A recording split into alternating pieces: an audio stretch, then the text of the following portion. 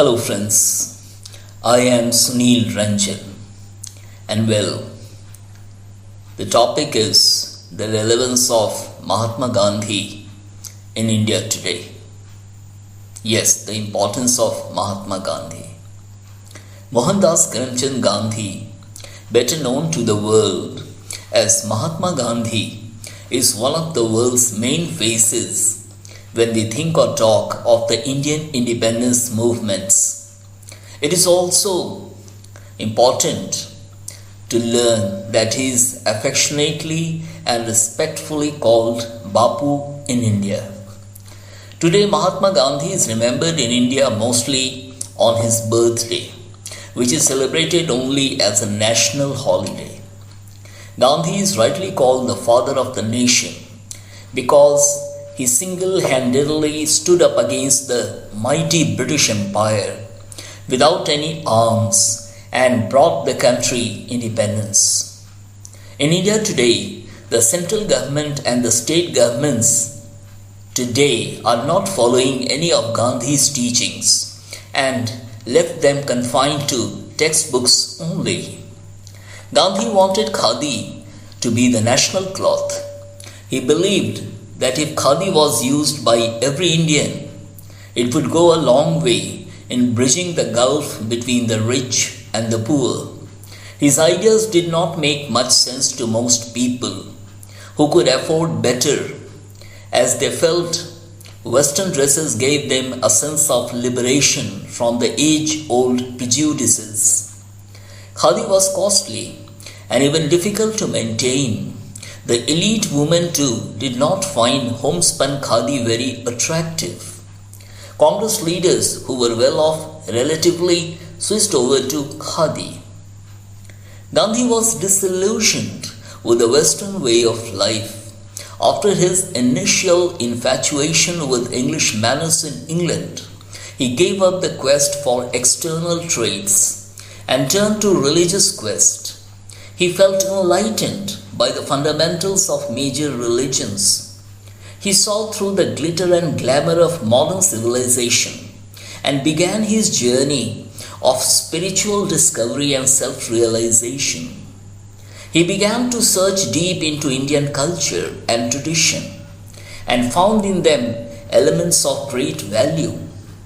This helped him formulate the social and economic policies that he propagated all his life in India.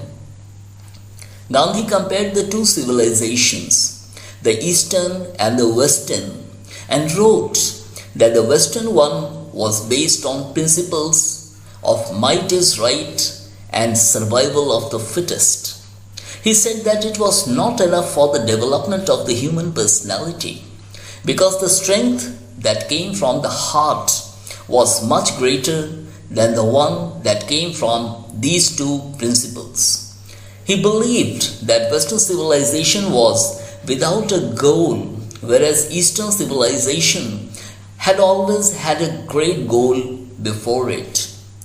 To him, Western civilization represented tremendous activity, whereas Eastern civilization represented contemplativeness.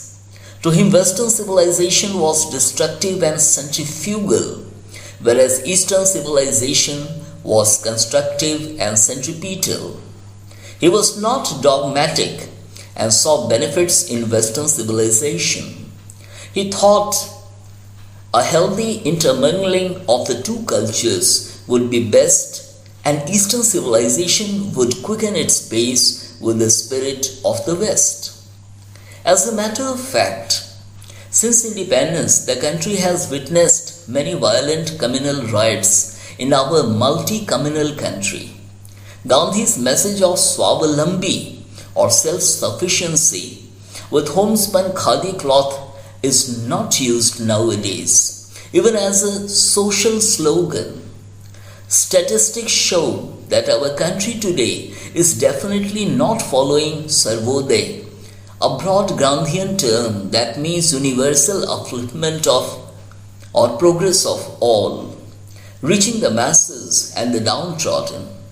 On the contrary, India today has the unique distinction of being the only country in the world which has the rich business magnates in large number in the world, while at the same time more than 30% of its population lives in utter poverty. Many politicians in India today use the term merely as a slogan. That may be one reason why the only photo we see of Gandhi in India is always that of an old man, which brings the image of a very simple and pious man who was humble like Jesus Christ. But there is no denying the fact that Gandhi still continues to be an inspiration to the new generation and remains most relevant to them. In real world, Gandhi was a shrewd politician who was trying to bring peace and harmony to India on one hand, while trying to bring independence to the nation at the same time. For Gandhi, the process of change was very important, which must be ethical, non-violent and democratic, giving rights to all minorities. In this respect, he resembles the teachings of form, the goal and essence of life. It would be wrong to say that the ideas of Gandhi are dead. Like Buddhism, which is mostly prevalent nowadays outside India, Gandhism too is very much alive and active today outside India. There is hardly any country in the world today where some activities are not going along Gandhian lines. There is a global non-violent awakening and awareness after Gandhi. The name of Mahatma Gandhi transcends the bounds of race, religion and nation states and has emerged as the prophetic voice of the 21st century. Today, Gandhi is remembered for his passionate adherence to the practice of non-violence and his call for humanism in every corner of the world. We may often wonder at the relevance of Gandhi in this materialistic and consumerist culture. We may question the significance of Gandhi to the modern world. About Gandhi, the Tibetan leader Dalai Lama said, "Many ancient Indian masters have preached ahimsa, non-violence, as a philosophy. That was mere philosophical understanding. But Mahatma Gandhi in this 20th century produced a very sophisticated approach because he implemented that very noble philosophy of ahimsa in modern politics. And he succeeded. That is a very great thing. And that is precisely the greatness of Gandhi. That is the message of Gandhi to the modern world. Faith, action and populism were the three most important aspects of his life. Gandhi's close association with the masses of ordinary people was remarkable. In contrast to many of our present-day leaders of this highly democratic world, Gandhi was a true leader and friend of the people. The phenomenal success Gandhi achieved in South Africa, fighting for human rights and civil liberties, has great significance when we find that later his teachings were adopted not only by Nelson Mandela, the South African freedom fighter, but it was also subsequently revealed that the former South African President de Klerk was greatly influenced by Gandhi's principles. In fact, from Dalai Lama to Desmond Tutu and from Martin Luther King to Nelson Mandela, many world leaders were inspired by Mahatma Gandhi in their own different ways. Dr. Martin Luther King was very much inspired by Gandhi. He said, "If humanity is to progress, Gandhi is inescapable." He lived, thought, acted and inspired by the vision of humanity evolving toward a world of peace and harmony. Like Gandhi, King liked Thoreau's ideas that men should not obey evil or unjust laws.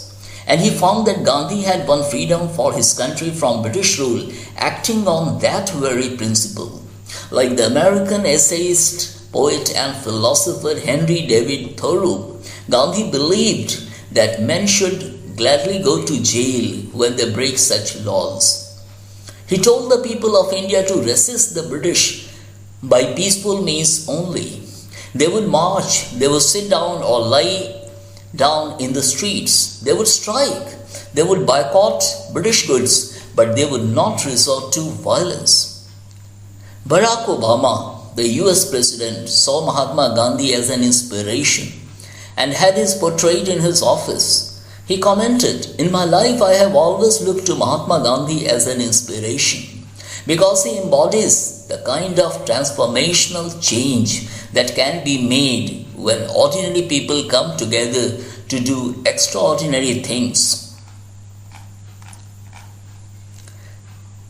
Gandhi successfully demonstrated to a world tired of wars and continuing destruction that adherence to truth and non-violence is not meant for individual behavior alone, but can be applied in global affairs too.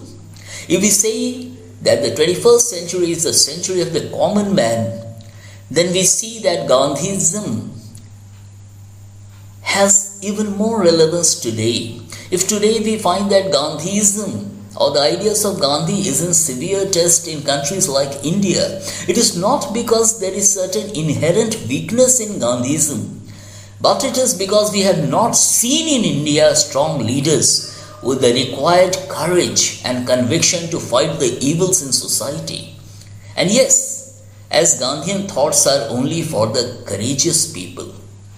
How well the famous scientist Albert Einstein paid his tribute to Mahatma Gandhi when he said, "Generations to come, it may well be, will scarce believe that such a man as this ever in flesh and blood walked upon this earth."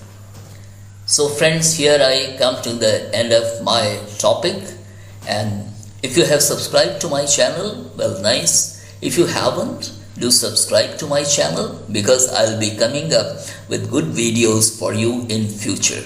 Thank you very much.